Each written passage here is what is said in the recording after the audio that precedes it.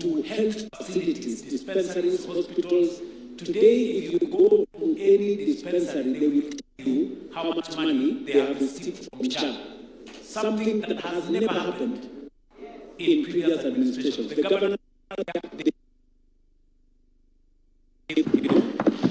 and good people, I had one character, it's not a registration bureau, It's because they don't know the importance of data, We not only have data on how many Kenyans are registered, we have data on how much money we have paid, we have data on how many Kenyans have been treated, and the hospitals will give you information on what CHA is doing to our health facilities. So record, 178 billion so far paid by CHA in 1.5 years. That is money that it would have taken NHIF 6 years to pay. They would have taken 6 years to pay. We now pay 12 billion shillings every month to health facilities across Kenya. Thank you again, Your Excellency. Can we now move to the next? The next presentation is on affordable housing. And here, you are still struggling with it. This is a government program that is being implemented to address the following. One is the housing deficit. We are all aware that we have had challenges. We still have challenges with housing deficit in this country, especially decent housing. The other objective was to create jobs and stimulate local manufacturing by supporting MSMEs, strengthening county economies, and improving the quality of life of millions of Kenyans. So those are the objectives that the housing program is meant to address. Housing deficits, creating jobs, stimulating manufacturing or local manufacturing, and through support to SMEs, MSMEs, and strengthening county economies, improving quality of life. So what has the government achieved in all the 47 counties? You will find an affordable housing program, very active in all the 47 counties. But now the data is as follows. We have a total of 277,281 housing units which have either been completed or are under implementation nationwide as at May 2026. Affordable housing program has successfully aggregated demand through the Boma Yangu platform, where more than 1 million Kenyans have now registered their interest in home ownership. 1 million Kenyans. Compare that with the data again that we have, that the only mortgage accounts active in this country is 30,000. 30,000. But today we are talking about 1 million Kenyans ready to own homes in this country. Is that not transformation? Government has also packaged 177,686 student beds for development across universities and colleges nationwide. And I think this is covering the whole country, where we have universities and colleges. Next, you can see another number there, 22,000 institutional housing units for our disciplined forces, teachers, healthcare workers, and other public servants are also under construction. Since 2022, more than 640,000 jobs have been created across the housing value chain. But Your Excellency, I want to just correct this number bit. This was as of January, 640, when we had only about 150,000 housing projects under construction.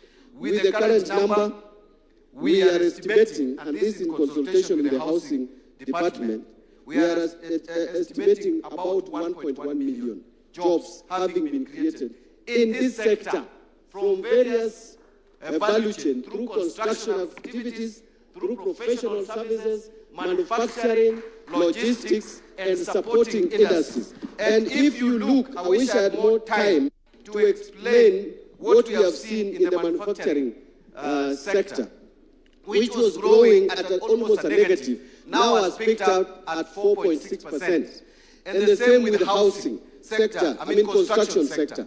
It is all reflected in this program together with the road construction that is ongoing in the country. 5,000 graduate interns have been deployed across projects nationwide and thousands more employed directly on construction sites. A total of not less than 476 markets have been packaged for development nationwide, with 354 of them already under implementation and across all constituencies in the Republic. Through the Nairobi River Regeneration Program, also approximately 44,000 young people are engaged in environmental restoration, river cleanup, tree planting, and climate resilience interventions. And I can go on and on, but I want to mention that more than 11 billion has been earmarked for MSMEs and Juakali enterprises participating in housing and market programs. That's only for housing and market programs. And finally, through recognition of prior learning initiative, more than 2,000 artisans have been certified, enabling them to access formal contracts. So those are data, those are statistics that you can quote with authority. On micro, small and medium enterprises, very quickly, I want to mention that again, we are aware that MSMEs is the backbone of our economy. It accounts for 98% of businesses, providing approximately 15 million jobs to our people and contributing not less than 40% to our GDP. MSMEs, what we may call Juakali. But the government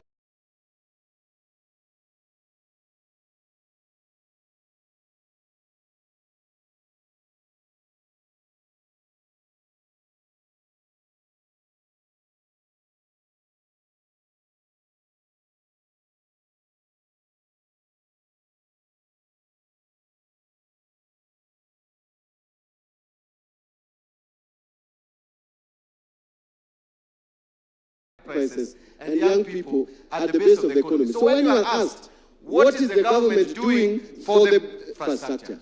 So this is what has been done. Since 2022, through Hustler Fund, the government has disbursed 87 billion to 28 million accounts and assigned a formal credit history to 4.5 million people. In fact, those who were previously unscored, now heading to about 7 million, have been removed from being blacklisted to now they are Kenyans who can again engage in borrowing like any other Kenyan. Under the Nyota program, more than 5.6 billion has been invested in business skills training, mentorship, and startup capital, benefiting at least 84 youths in each of the country's 1,450 wards, and 214 industrial development centers equipped in all constituencies and open regional markets to more than 1,100 enterprises, creating over 23,000 direct and indirect jobs. Let's move to the next. So that is under MSMEs. The next one is the digital superhighway and creative economy. This is harnessing digital opportunities. Let's just move to the next. So in support of the creative economy, the government has established 3 film hubs in Dedan Kimathi University in Nyeri. There's another one in Bomet and a third one in Migori counties, and fully equipped them with film production equipment. Additionally, a cinema theater has been established at Dedan Kimathi University of Technology with a capacity of 150 audiences. Further, to reach more youth, particularly in rural areas, a cinema machinery program has been also rolled out. And the government has also facilitated the production of 1,745 local and foreign films in Kenya and trained 1,847 filmmakers. I know there is a lot of literature on how we have expanded the network through the brethren, but I just picked those particular ones for this discussion because of the time constraint. Let's move to the next. Now, let me now talk about transport, blue economy, energy, and industry as one heading. Here again, the government has sustained investment since 2022, which has improved infrastructure development, thereby enhancing connectivity and boosting manufacturing and facilitating trade. Expansion of road network across the country. With over 2,669 kilometers of new roads constructed and completed. This is what has been completed of roads. But a lot of road construction is still ongoing. And 132,000 kilometers have been maintained. Private capital mobilization has also been channeled in this program. Approximately 96 billion in private capital was mobilized through PPPs in the financial year 25-26, including the one by CRBC and NSSF investment in the Rironi, Gilgil, and the Nairobi, Mai-Mahiu, Naivasha sections of the Nairobi-Nakuru Mount Summit Highway. And I think some of us, while driving here, if you have never noticed what is happening, you must have seen. This, to me, is very important because we have talked about inclusivity here. And we have said that it is this broad-based government that is the only government which is thinking about inclusivity. Construction of 750 kilometers Northern Kenya Gateway Corridor to boost connectivity and trade in 3 expansive counties of Isiolo, Wajir, and Mandera. These are 3 counties which had not seen proper tarmac road cutting across. This, to me, is a major achievement for this government. Even if we were to forget anything else, please speak to this, because this is the kind of inclusivity that we need in this country. Next slide. Under blue economy, the government has made strides in blue economy, and we have made gains, including fish landing sites. At the coast, 5 coastal counties have modern landing sites under development. Moepe, I hope I've pronounced it correctly, Waziri Mvurya could help me. Kwale, 255 million shillings. Kidongo in Mombasa. There is Kilifi Central in Kilifi. Kipini in Tana River, again with the amounts, and Mokowe in Lamu with an amount of 209 million. These projects are scheduled. I think now they should be concluded because they were scheduled for completion in June. Just 1 minute.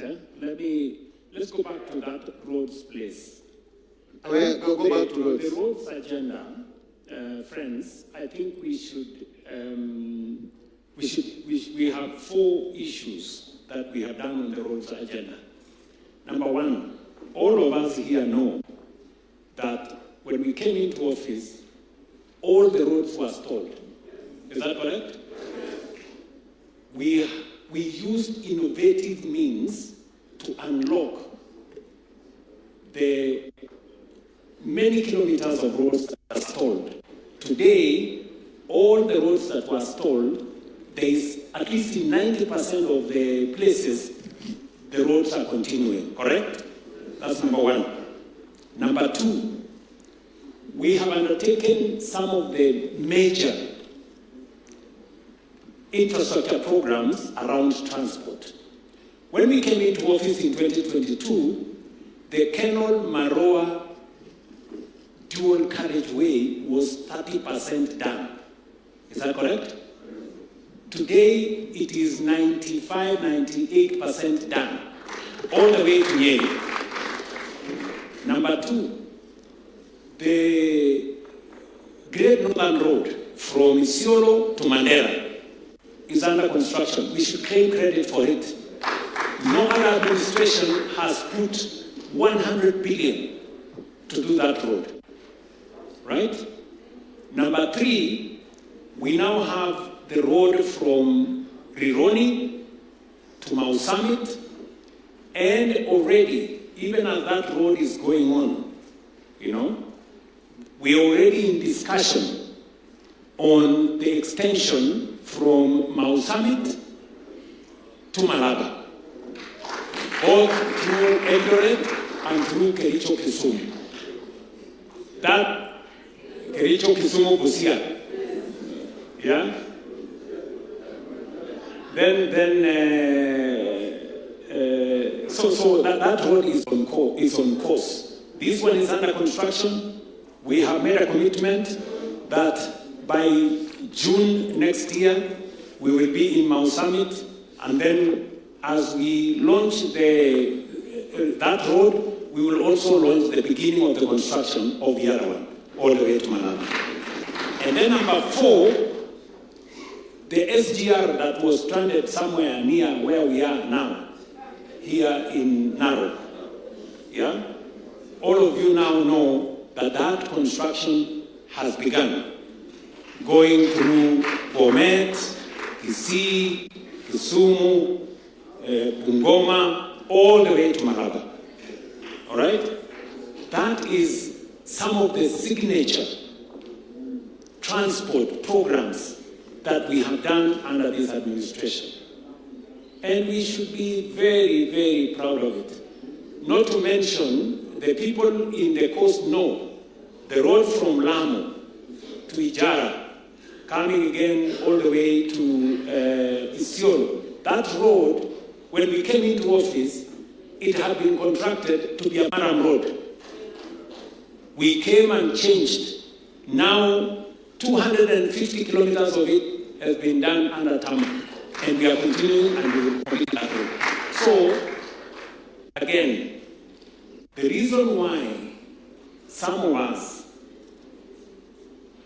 don't speak is because we have been intimidated as though we have done nothing. Which other administration has done what we have done? And you see, the media people keep telling me, Mr. President, your people refuse to come to the media houses. So we are bombarded with opposition nonsense, propaganda, fake news, and misinformation when we have a credible record that nobody can dispute. If we talk about Kenon Maroa, there are people from Kenon Maroa Road who are here. That road has been done, is it or not? If we do the one from Lamu, Rueda is here. Hiyo ya Lamu sinaendelea. Na barabara ya Lamu. Hii ya kutoka hapa Rironi, si hata nyinyi umeona kwa macho yenu. Ile ya reli, sinaendelea hiyo ya reli. Sasa hii story tunaambiwa hii tena ni nini? Why don't we speak about our record? Sawa. So tutaongea hiyo maneno mengine baadaye. Tuendelee. Thank you, Your Excellency. Could have made it better. Now, on blue economy, I think I've spoken about the coastal counties. This broad-based government or administration has also pursued a deliberate strategy to revive inland water transport on Lake Victoria, repositioning the lake as a driver of regional trade, fisheries, tourism, and economic inclusion. In Busia, CO ports is over 60% complete in terms, and the one in Migori, that is Muru Bay ports, have been done as piers. Homa Bay, the second phase of the pier is ongoing, and there are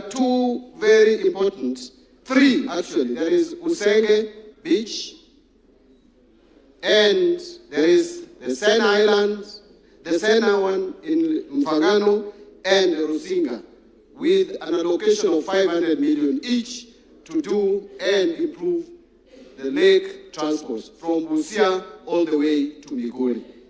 Next slide. Under the energy sector, again here, apart from the National Infrastructure Fund, which will invest a lot in improving our generation of electricity to at least 10,000 megawatts, we have made some strides. One, now the installed electricity generation capacity has reached 3,272, but we wanted to move to not less than 10,000 megawatts. In grid strengthening, 75 kilometers of transmission lines and associated substations have been constructed, 200 kilometers of transmission lines energized, including the Lesos, Kabarnet, Kitui Wote, and then Sondu Homa Bay lines. 330 kilometers of distribution lines and 7 associated substations completed. In terms of access expansion, the number of customers connected now to electricity has risen from 8.9 million in 2022 to 10.2 million. That is additional 1.3 million. Industrialization is currently gaining momentum with 10 county aggregation and industrial parks already constructed over the last 3 years to support value addition and create employment opportunities across the counties. And there are others also which are still under construction together with the county governments. Education. Just move to the next slide. Access to education and skills, I cannot overemphasize, is very key to the success and economic progress of a country. What have we done in this sector to enhance support to our children who are learning by giving them more teachers, because there cannot be education without teachers in classrooms? 100,000 teachers have been recruited in the last 4 years to strengthen teaching capacity and improve learner outcomes. 100,000. I keep on saying that there is no administration which has employed more than 5,000 teachers per year. If you divide 100,000 by 4 years, that is 25,000 teachers per year. And this has improved the teacher-learner ratio from 1 to 49 to now 1 to 29. 1 to 45 to now 1 to 29. Meaning now one teacher is attending to fewer students as compared to 2022. Meaning there is more quality education. And we are going to employ another 16,000 at least in the next 1 year, hopefully. Timely and consistently release, contrary to what has been put out there, timely and consistent release of capitation funds to support learning in basic education institutions. There is no single term that has been opened without National Treasury releasing money to schools. We have been releasing money to schools before the opening. There can be debate about whether the budget is sufficient or not, but whatever is in the budget, we release. And in fact, first term, we release 50%, second term it is 30%, and third term is always 20%. Construction of 23,000 classrooms and commencement of 1,600 laboratories in partnership with NGCDF to support CBC implementation. And NGCDF, Your Excellency, I want to report that at least for the first time in the history, I think since the CDF was formed, we released the full amount before the end of the financial year. We have revitalized technical and vocational education and training with enrollment increasing from 562,000 in 2002 trainees to 825,000 trainees in 2025. In this financial year, the government has allocated 784 billion for education. This figure has risen from 526 billion in 2022. It is now 784. So when you hear the opposition talking about us defunding education, either they don't know the meaning of defunding or they are being very mean and economical with the truth. The truth is that allocation to education in this country has risen in the past 4 years from 526 billion to 784 billion. And I've given some of the highlights, some of the figures there. Let's move to the next slide. Under sports, and very quickly, here you all know Talanta Hela program, which aims to, among other things, promote talents among the youth and revitalize the creative economy through identifying, nurturing and monetization of youth talents in sports. And sports and health and arts infrastructure development also is another initiative. And we are upgrading of existing stadia and completion of regional stadia across the country in preparation with AFCON. 33,000 new stadia are under construction across the country before I come to the Raila Odinga Talanta Stadium. So let's go to the next slide. Okay. Yes. Now, up there, Rebecca Miano should be very proud of herself. what is happening? International arrivals grew from only 870,000 in 2021 to what we have today, 2,550,000 tourists in 2025. That's why you can see our foreign exchange are very healthy, because we are getting a lot of inflow of forex in the country. Our rise, which is approximately 193%, with hotel bed nights up by 12.6%. Talanta Sports City, the 60,000 seats Raila Odinga International Stadium at Jamhuri, Nairobi, is over 90% complete as of May 2026, which is ahead of co-hosting of AFCON or 2027 with Uganda and Tanzania.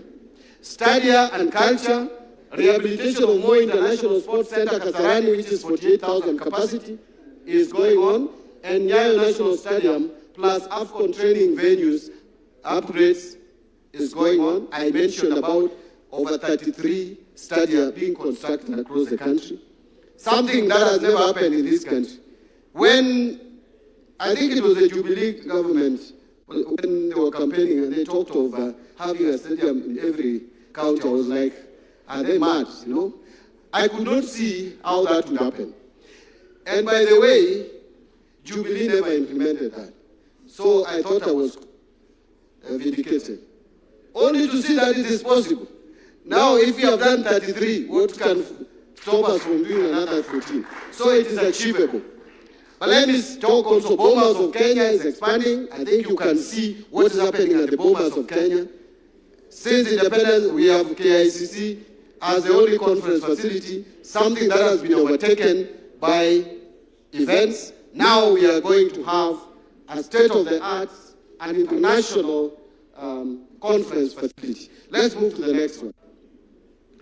Strong devolution. Here will just take a minute, because I know my brother will speak to this. Just move to the next slide very quickly. Government has ensured consistent and timely disbursement of resources to county governments. We committed ourselves that we will make sure that counties are not starved of funds, that we release the county funds. In fact, at the Treasury, it is our standard rule that before anything is done, we must make sure that the funding to counties is effected. So, look, since 2022, funding to county governments has steadily increased, with the equitable share to counties increasing from 370 billion in 2022-2023 budget to now 428 billion in 2026-2027 budget. I know we are aiming at 450, but look at the strides that we have made. The national government has also increased additional allocations to the 47 county governments. This, together with the shareable revenue and the donor proceeds, has pushed total county allocation from 392 billion in the financial year 22-23 to 502 billion in 25-26. I think I also wanted to mention this. This is very important. Today, with the national government support under the shared functions, deliveries by our mothers in level 2 and 3, which were initially not covered, are now fully being paid for, supported fully.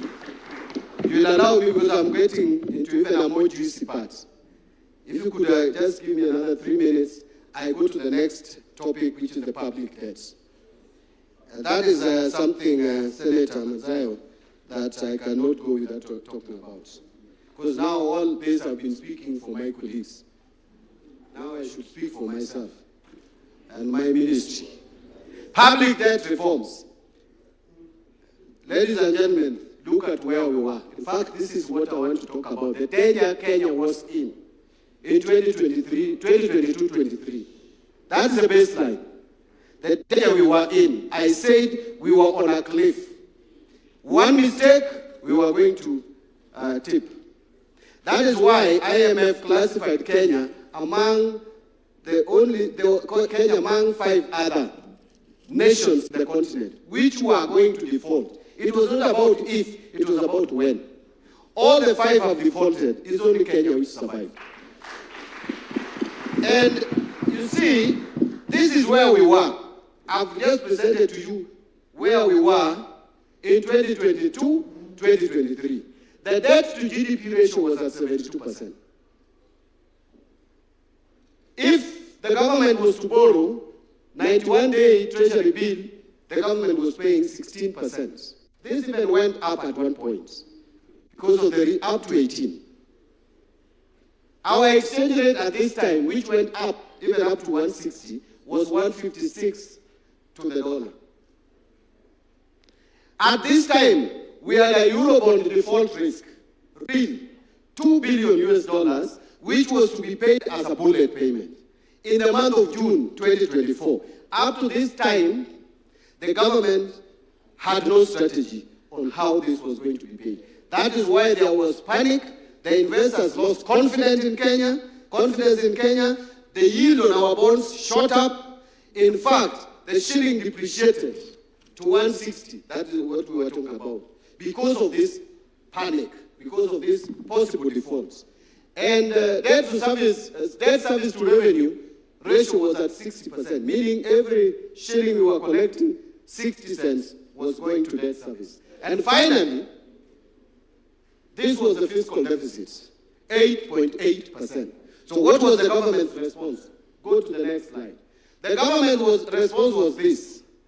IMF was supposed to support the government. It took time. No one knew whether they were going to support the government. Fortunately, the team which was in government that time, I was not there, for full disclosure, took a decision that saved this country. In the month of February, an opportunity was seen that we could go to the markets and refinance this debt. So the government went and refinanced the Eurobond up to 75% in February. That is what saved our economy from total collapse. Because with 1.5 billion paid, which was a bullet payment, it was 2 billion coming in June, 1.5 was paid in February. It eased pressure on the economy immediately. And that is how we survived. So only 500 million remained for the government to pay in June. So that was easy. Then the confidence came back. I will show you that. But then, after now I had come in, we sat down with the president, and we said that, look, there are people who are in these offices. I remember asking the president, Your Excellency, what was happening with these people who are in the offices this time? 2 billion bullet payment is coming in June, and you have no plan. Let me add, you have no clue. And probably you have no strategy on how to settle that. And you are just hoping that you are leaving office and another person will deal with that problem. That is carelessness, that is recklessness. Now, we sat down and looked at our debt portfolio and profile. We looked at the portfolio of debts that we had, and we saw that in 2027, we have another big debt to pay. Another one in 2028 to pay. Another one in 2031 to pay. Another one in 2032 to pay. Now, in May 2027, you have a debt of 900 million US dollars. If you don't act immediately, then something is wrong with you. In 2028, you have another 1 billion US dollars to pay.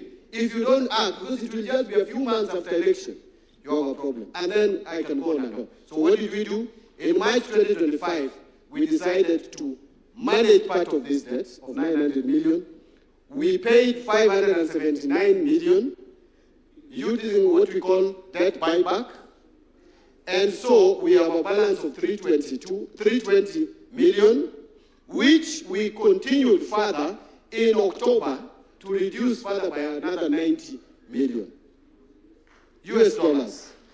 And we also took out 628 million of the 2028 debts, which would have fallen due. We took out 628 of the $1 billion. And then, in February this year, we went a step further to take out parts of the 2028 debts and go a step further to 2032. So we have also reduced the 2032 debts. The only debt that we left was 2031 debt because the rates were not very good. So we left it to look at it badai because we didn't want to go for a more expensive debt for a cheaper one. So, colleagues, now this is what we have done. We had, in June 2024, we had what we call the critical. It was very critical. We eliminated that risk. We have managed, through all these things that we have done, to strengthen Kenya shillings by 17%. From 156 to 129 today, 129.3. We have managed to reduce costs because the moment we paid these maturing debts, what happened? The yield on our debts went down. Meaning now Kenya is paying less in terms of servicing these Eurobonds because of the actions that we took. There is no more panic that Kenya will default. Our foreign exchange, this figure is not correct. This is an old figure. It is now 6.4 months of import cover at 15.3 billion. Bilaterally also, we decided to do something that I hear no country has ever done. That we got into bilateral engagement with China. I remember Your Excellency spoke with the leader of China. Yeah, it's okay. This is now. I'm being reminded you're alive. But that is okay because it's now a story that is out there. We managed to discuss for mutual benefit to the two countries. The president went and discussed with the leader there. He sent me to lead a team.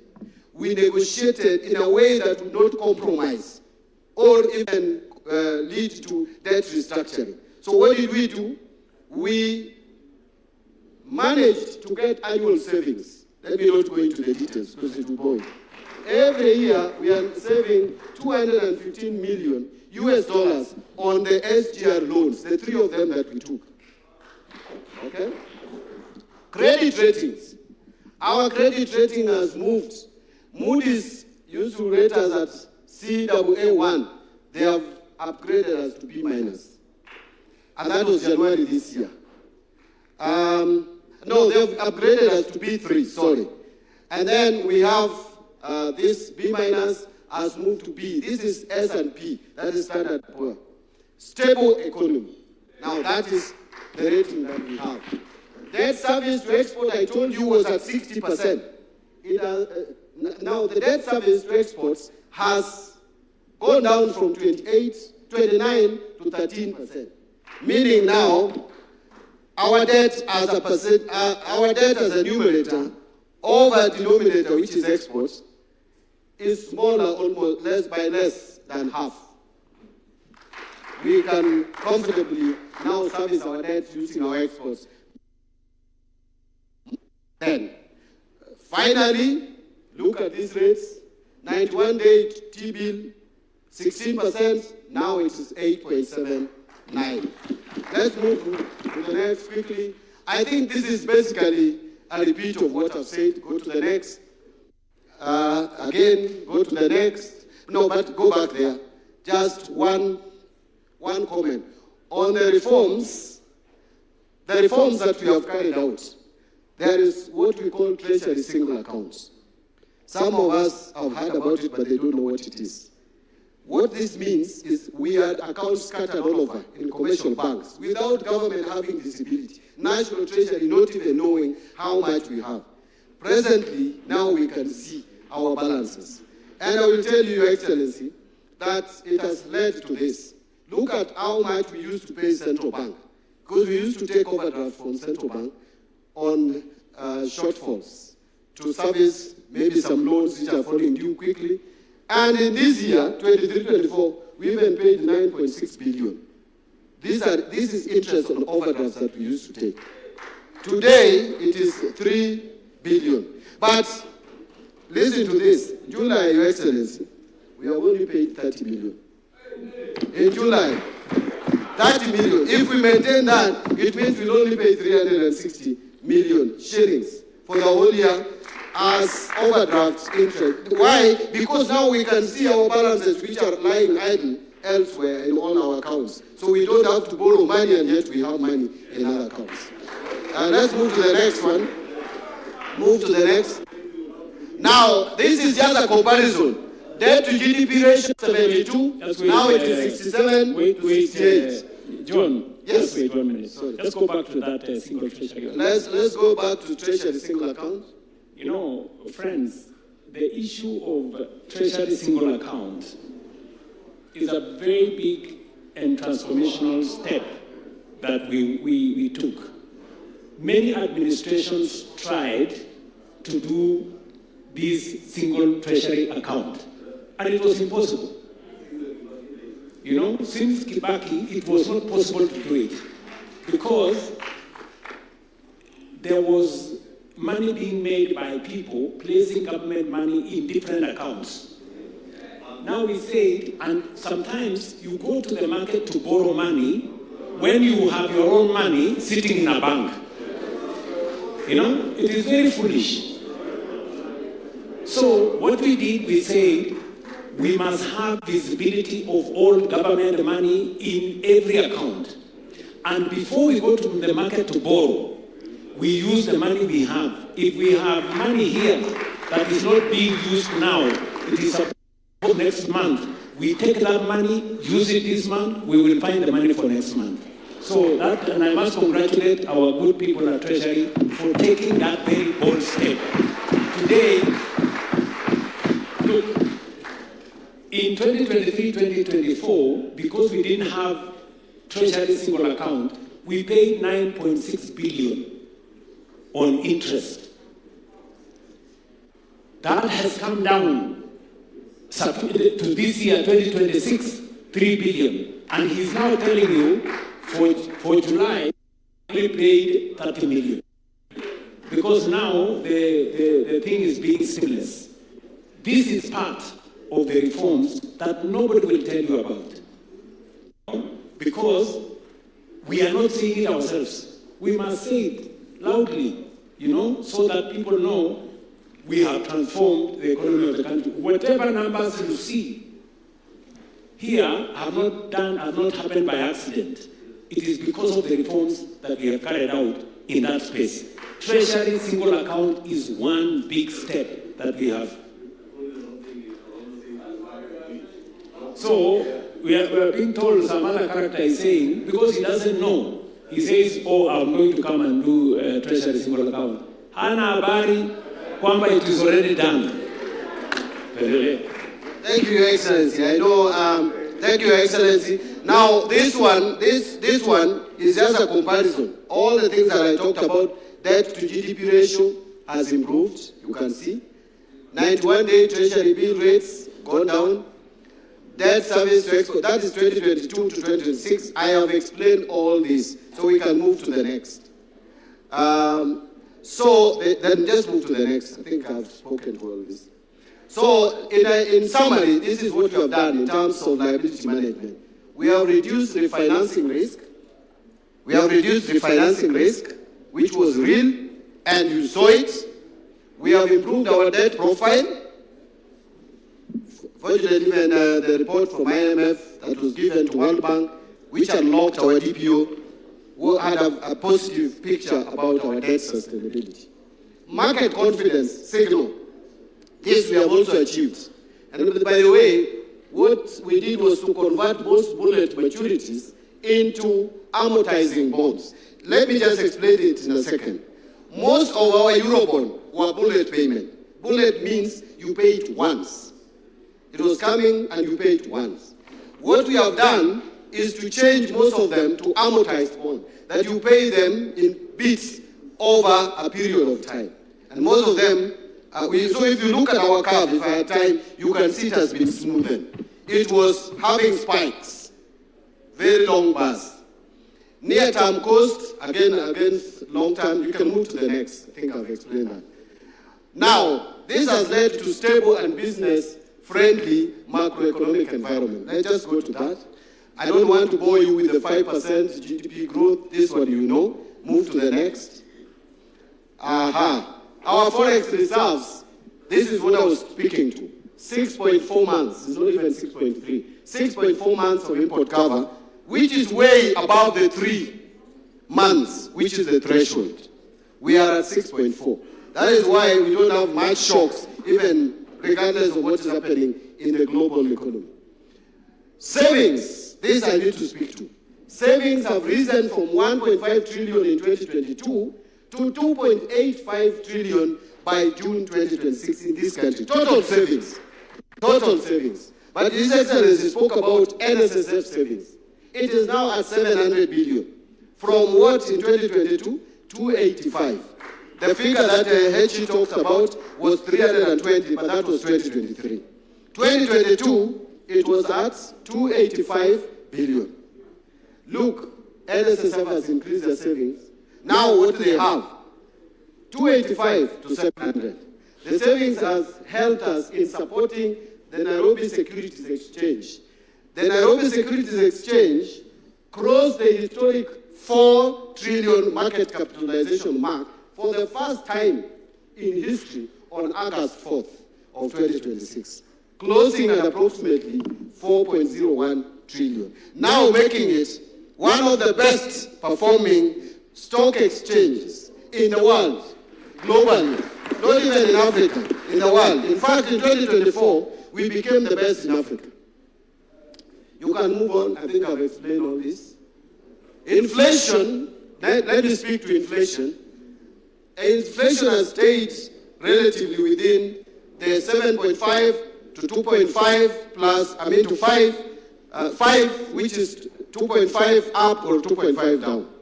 But in the month of May, we had, in April it was 5.6. This was up from 4.4 the previous month. Then it went to 6.7 in May. But it came down to 6.4 in June. In July, it was 6.5. Meaning, even with the problem that we are facing in the Middle East, we can still be able to manage our inflation within the range. And we are expecting this to remain within target. Move on so that we can finish. Now, this, I only want to explain this graph. Credit to private sector. I've heard people say that we are starving private sector of resources, that what are we doing to make sure that people have money in their pockets. The story is different. Credit to private sector from around May 2024, this is the pattern, has been going down. Mpaka it was negative at one point in January 2025. We were really struggling for banks to give private sector money. But this has recovered. You can see. Today we are talking about 9.3% in May growth in credit to private sector, meaning banks and financial institutions are giving more money to the private sector at a positive growth, almost now hitting double digits. So this, again, is not just happening by chance. You can even see the interest rates have gone down.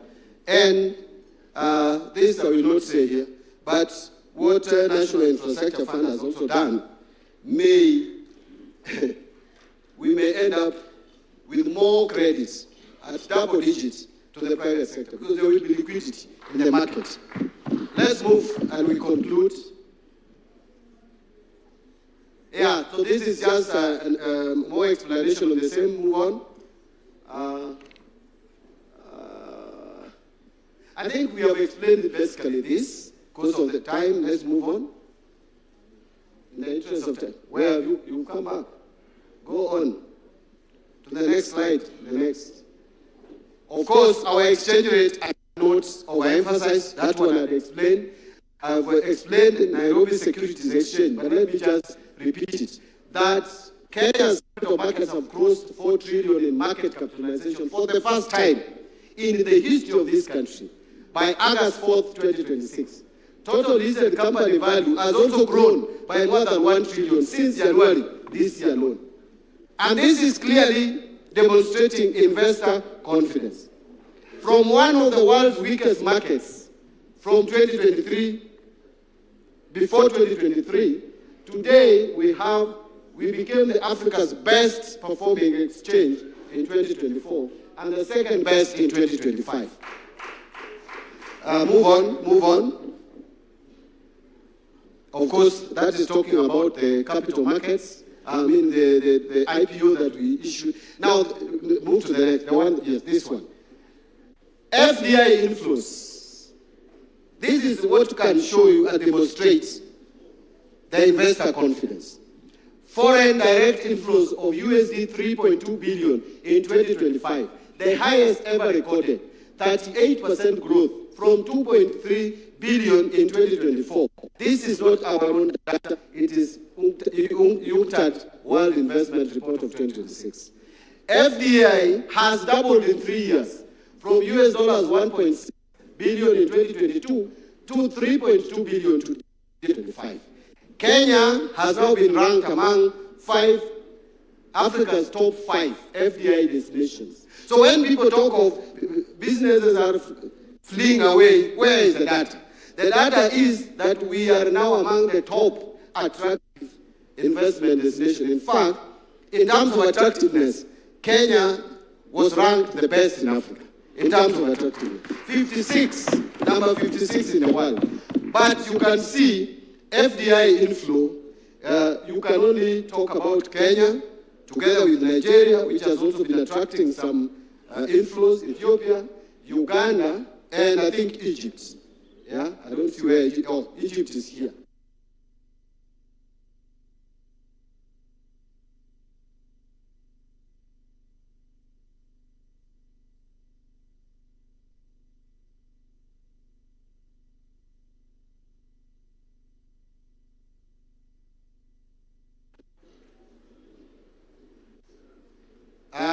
We have also talked about sovereign wealth fund. This one, Parliament, I don't want to bore you with this. You are the ones who passed legislation to create a sovereign wealth fund, and you help us to create NIF fund. So I don't want to belabor the point. You know the three areas that sovereign wealth fund is supposed to address. Let's move on. I think, let me summarize and conclude. Your Excellency, I have talked about what this administration has been able to do in the past 4 years. And if you are fair to this administration, who belong to broad-based government, there is no reason why you cannot go out there and talk with confidence where we have brought this country from. We have done a lot of work, but if we are not careful, it will be consumed with the noise of our competitors. You can see, even in public debt alone, which everybody has been talking about, what this government has done. You can speak with authority because it cannot be denied. It is undeniable that this country was at a dangerous place. And now we can breathe and we can confidently say, let me tell you something, which I've shared with His Excellency. Early last year, 2025, one of the senior officials of IMF came, and we had a meeting with him. He's a former minister of Jamaica. We had a meeting with him at Serena Hotel, and he was very categorical and unequivocal. He was telling me, you have to go and restructure your debts. I told him we will not restructure debts. In fact, he thought I was mad. And we agreed with His Excellency the President that we will not go for debt restructuring, which other countries were going for. Today, the same guy came and told us, you guys are out of danger. There is no need for that restructuring, we can move on. So, if someone is telling you that this government has not done much, please speak with authority. If you cannot remember all the figures, at least remember some. Just pick some of them and remember. We will share this presentation because it's a public document. We will give it to our members of the National Assembly, members of the Senate, our governors, anybody who wants this information, we will make it available. Your Excellency, I want to apologize for taking so much time, but that was the presentation of the government. Thank you.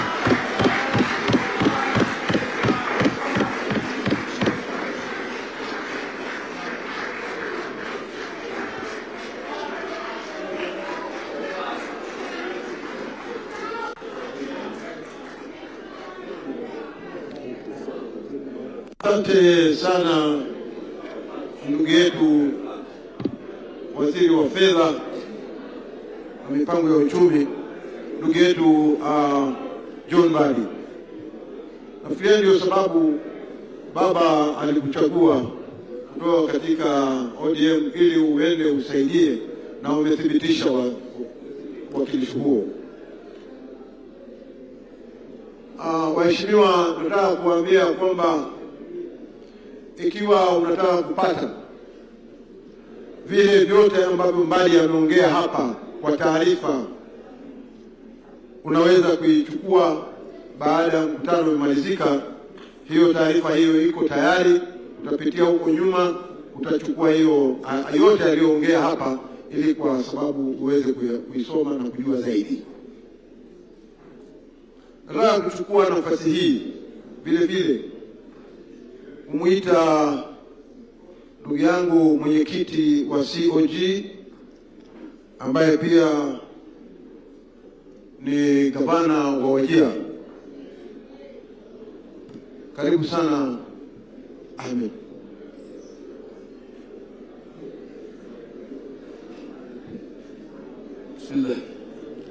Your Excellency, the President of the Republic of Kenya, Dr. William Samoei Ruto, Your Excellency, the Deputy President, my party leader, Excellency Governors, Members of Parliament, members of the broad-based family, good afternoon. Your Excellency, I think I should have come before John Mbadi. It will be such an anticlimax, and I don't want to get you to sleep through my presentation, but I'll try. Your Excellency, and dear colleagues, you know, as a council leadership, we don't make news when we say anything positive about national government. The nature of the relationship that has been created over the last 14 or so years is such that the voice of the leadership of council can only be heard when they lament. So today I'll try not to lament and focus on what has been achieved as a result of collaboration and cooperation, what I call cooperative governance between the national and the county governments of the last 4 years. Please.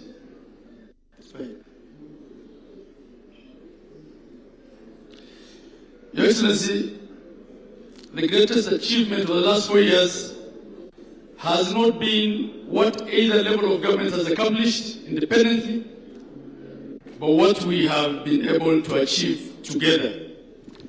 More than anything else, I can say we've been able to work together between the two levels of government, reduce friction, confrontation, and that allowed us to achieve a lot. Next.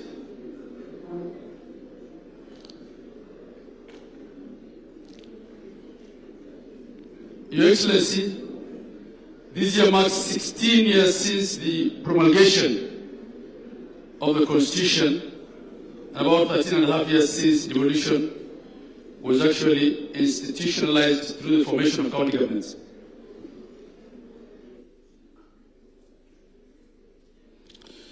Your Excellency, the data that I'm going to share here is from our open data portal at the Marifa Center of Council. At the Council, we have a team that tracks vital data, just like KNBS does, from counties. And at times, there might be some slight differences here and there. Go ahead, please.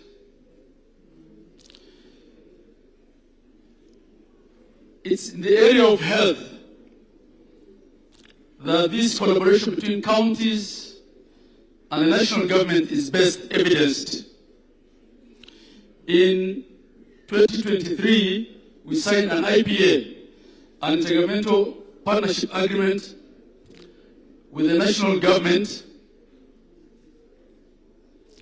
You're going too fast.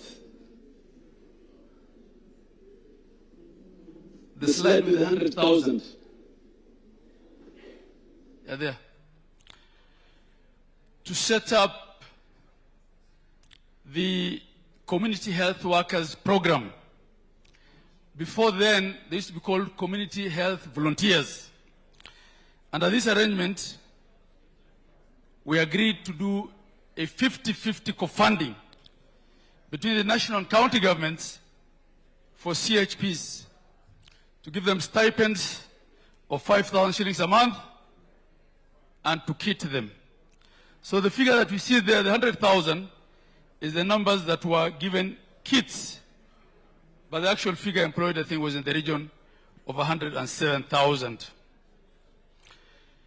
These CHPs have become a very critical cog in the delivery of health services because they're able to reach every village and ensure that there are a link between the health facilities and the communities.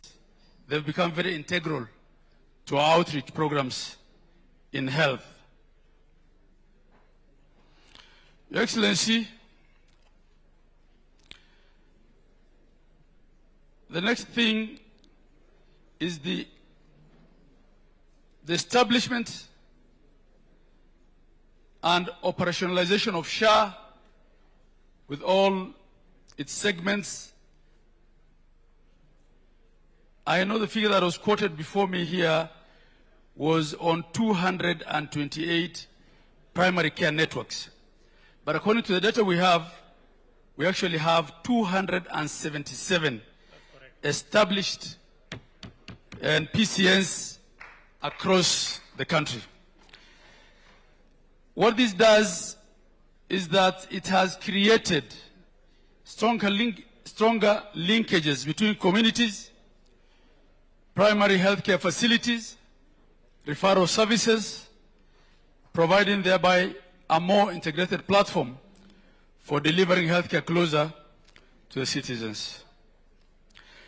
As of June 30th, next slide, the number of people across all counties that are registered for SHA was in the region of 31 million. I know 2 months down the road that number could possibly have changed. And payments to healthcare facilities have now increased from an average of 12.7 billion to 21.36 billion that we take out of SHA for only public facilities within counties.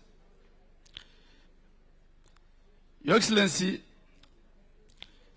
this has been coupled with the creation of what we call the FIF, the Facility Improvement Fund, because there is now constant money flowing every month from SHA to facilities, individual facilities. And much as once in a while we raise issues about delay of payment of claims,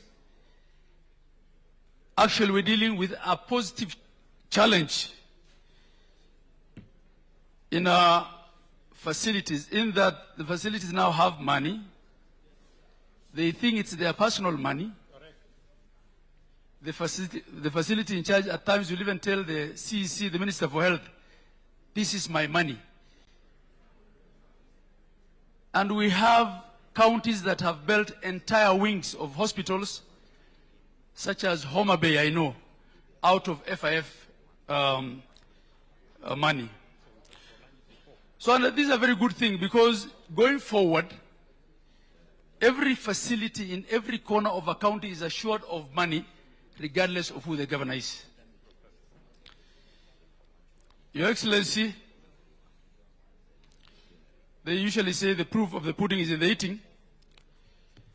All these interventions that have been made are for a purpose: to reduce infant mortality, maternal mortality, increase vaccination rates, increase skill delivery. So I'll just go into a few of those statistics.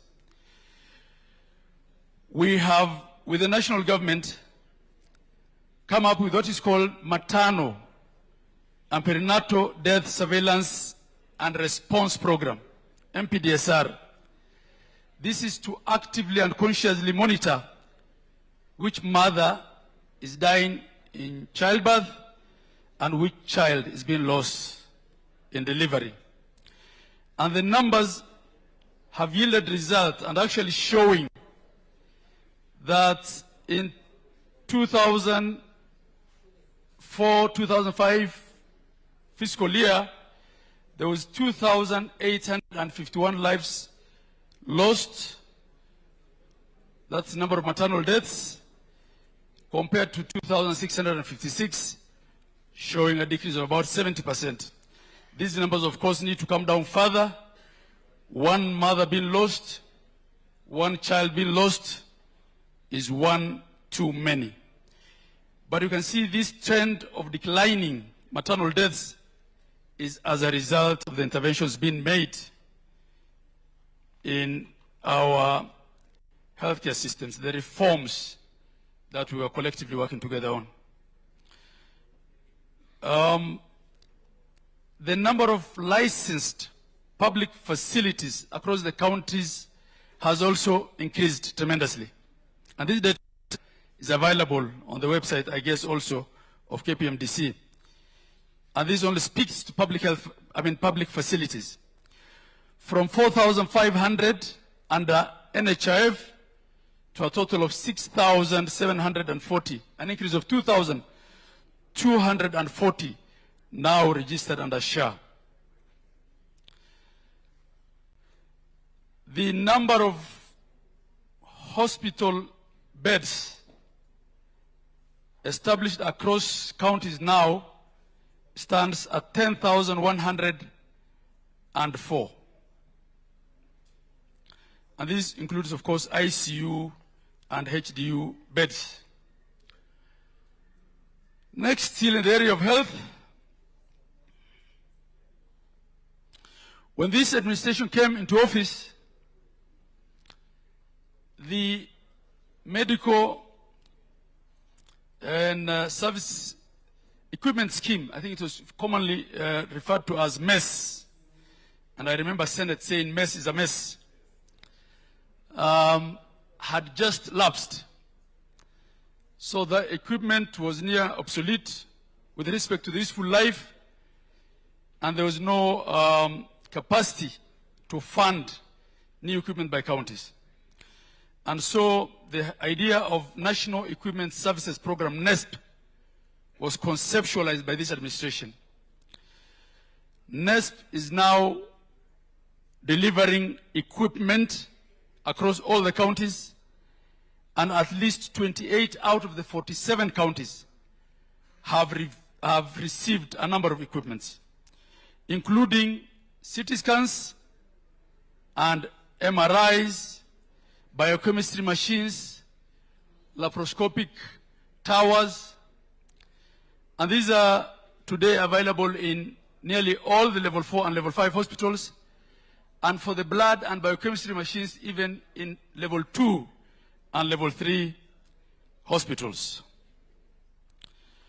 The last cog in the wheel of that reform was the setup of the National Ambulance and Emergency Services, which was launched the other day, which will actually be reimbursing county ambulances for delivering patients to county hospitals.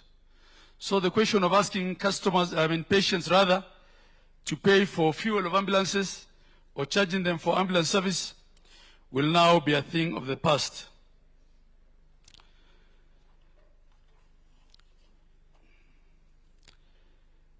Moving on, still within the health reform sector, as many as 42,000 digital devices have been deployed across level 2 to level 5 facilities, supporting the transition towards electronic patient records and digital processing of social health authority claims, making it easier also to collate health data because everything is now digital.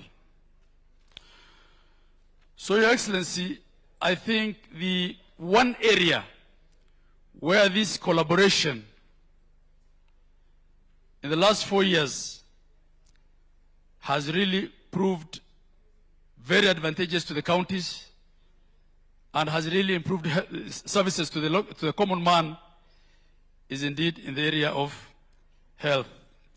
Governors are usually quite protective of the health space because of the propaganda and the rumor that's always created that there's an attempt to roll it back. But I want to say that these things that we have achieved as demonstrated, and they may not be all the figures that you will require, will not have been achieved if we had not collaborated, from changing legislation to thinking through PPP arrangements for equipment, to the improvements that the administration has made in KEMSA, to programs such as MPDSR. Moving on, Your Excellency, the data of agriculture, I think what Honorable Mbadi gave is a lot more refined than what I'll give. The Council's data shows that, for instance, horticulture generated no less than 216.5 billion, up from 2003.6 billion in 2024. The amounts generated from coffee exports in 2025, for instance, just comparing 2 years, was up by 38.4 billion in 2024. And tea, according to our data, generated as much as 187.1 billion in 2025. Across all counties, food crop production has improved, with paddy rice output increasing from 169,300 tons to 180,000 tons, and maize deliveries slightly to 178,000 tons. And this is data that was all lifted from the last State of Devolution address that we had at the COG, showing that the programs that this administration has consciously thought of, such as the fertilizer program, are impacting on agriculture in all the counties. Your Excellency, agriculture's contribution to the national economy has, as a result, increased from, move a bit faster, 21.2% to 23.2% of GDP.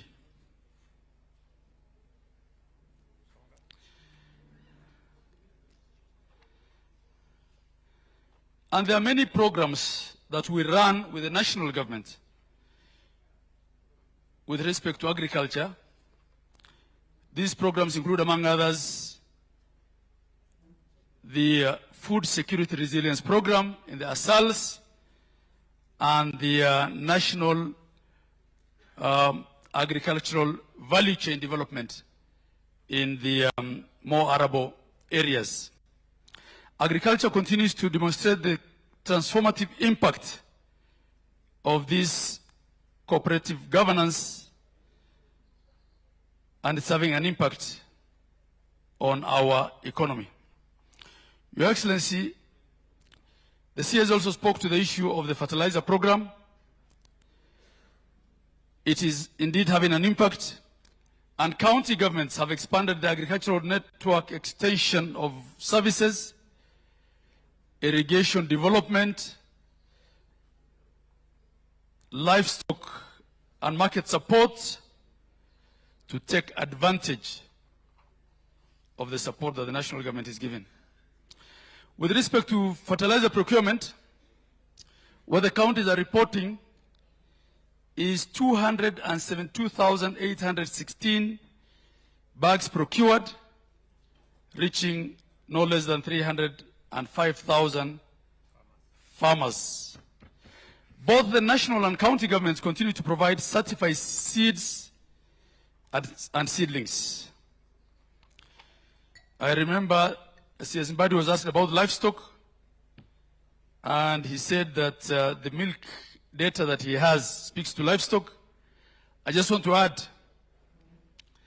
that across all the 47 counties, at least 6.1 million of livestock has been vaccinated in the period under review. County governments have expanded extension services to livestock farmers as well, reaching almost 2.5 million livestock farmers.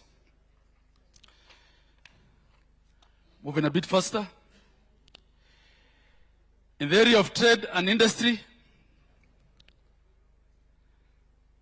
our work in counties begins with registering businesses and giving them permits. We report to Your Excellency that in this period of 4 years alone, county governments have issued over 1 million businesses with trade licenses, demonstrating growing business confidence in the country, because the 47 counties registering local businesses of 1 million actually speaks to the business environment there is. Working with the Ministry of Trade, we have 34 counties that are now developing industrial parks under the County Aggregation and Industrial Park KIPES program, which program also is a collaborative program co-funded by the two levels of government on a 50-50 basis with respect to the construction. And governors have requested, Your Excellency, that the 13 counties that have not been funded so far, I think there's 13 counties that were worried that their funding has been removed in the last budget, that funding be restated, Your Excellency, in the supplementary, because I think this program now is picking up and all the counties don't want to be left behind. But we're working also with the Trade Ministry to operationalize the ones that have been completed.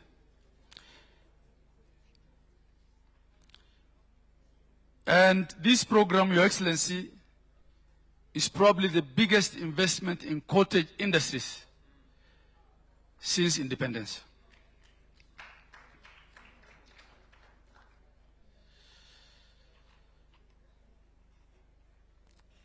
In the area of climate change,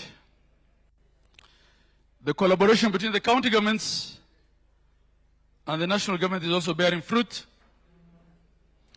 And here, Your Excellency, there is the financing locally led climate change FLOCA action program across all the 47 counties. This has institutionalized climate governance and dedicated climate financing to the very, very local level, and its impact can be seen in terms of earth dams, in terms of incubation of agricultural farms in even places that are not traditionally crop producing areas. In the area of water, Your Excellency, the data that we have shows that the distances to save water has substantially reduced from 3.2 kilometers to 2.8 kilometers. This is largely because of investment projects such as the Kenya Water and Sanitation Investment Program, which the Ministry of Water is running with counties. Other programs include the Kenya Water Sanitation and Hygiene Program, KWASH. We also have underground water for ASALS, which is part of the Horn of Africa initiative. These, taken together with the investments that counties are putting in water, has resulted in a reduction of distances to save water. In the area of environment, Your Excellency, counties report that as many as 72.5 million trees have been planted in the last financial year alone across counties.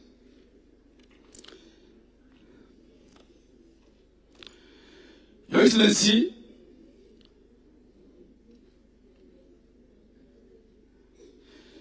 I've been asked to wind up, but please allow me, I just have a few more slides.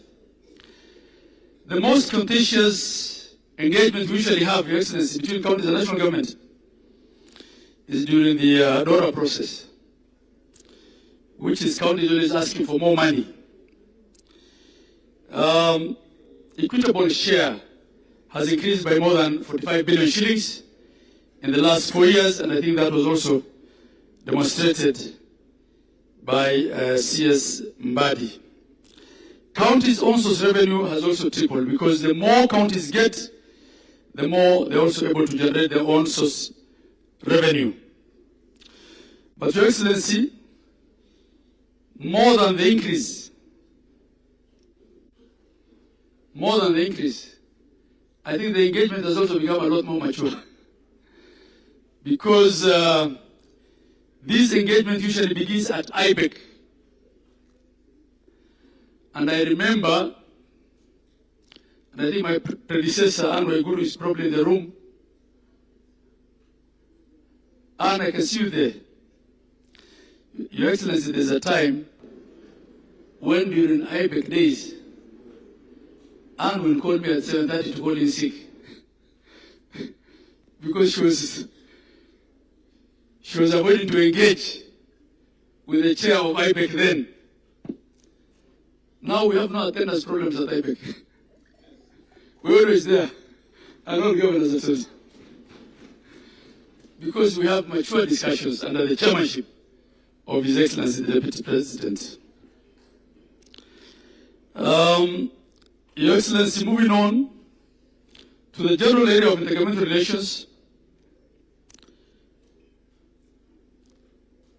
the county governments and the national governments have in place at least 42 intergovernmental partnership agreements across all devolved services. We are represented in 32 boards, task forces, and committees, where of necessity, executives at the national and county governments have to meet. And this has sustained intergovernmental engagement and has secured full annual equitable assessments during the last 2 reporting cycles. Members of Parliament may not know that we are represented in boards such as SHA, such as the affordable housing, and this speaks to the collaboration that we have with the national government.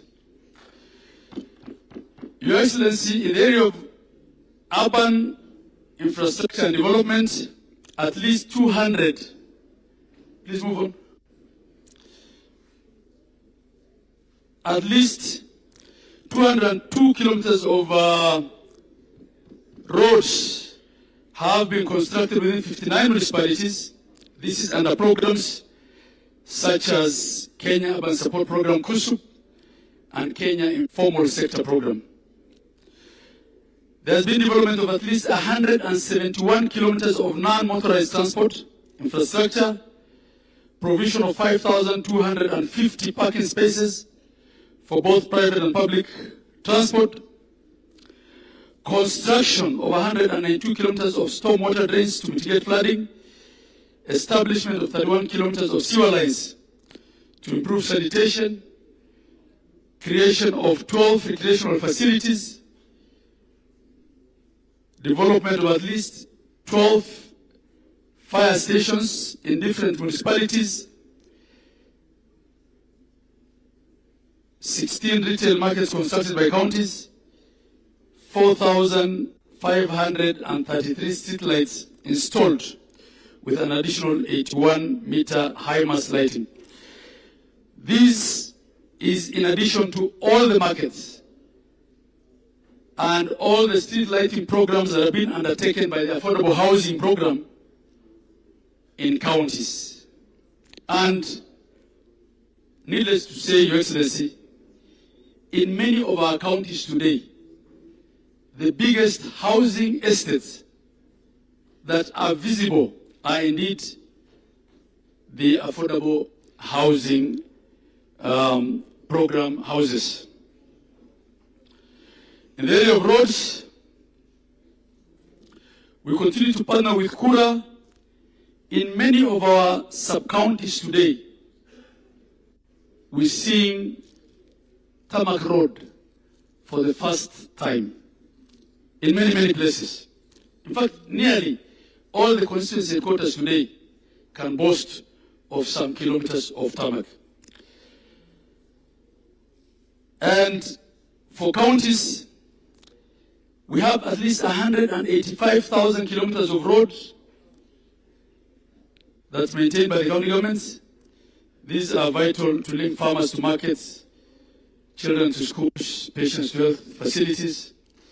And Your Excellency will be glad if the issue of RMLF and the legal architecture around it can be completed so that there is harmony between members of parliament and the county governments. Please move on. I can see the mere mention of it is attracting some reaction. Let's move on. I think I've spoken to that as well. Just move on. In conclusion, Your Excellency,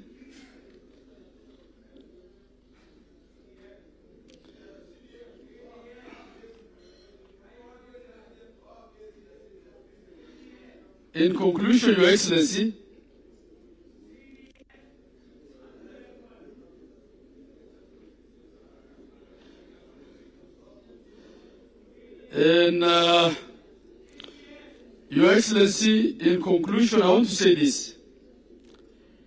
As we've been told by my party chair, Gladys Wanga,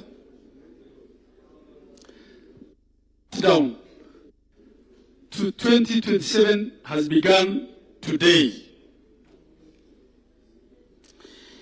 And Your Excellency, I began by saying that governors usually feel a bit shy, saying that, national government has done this and that.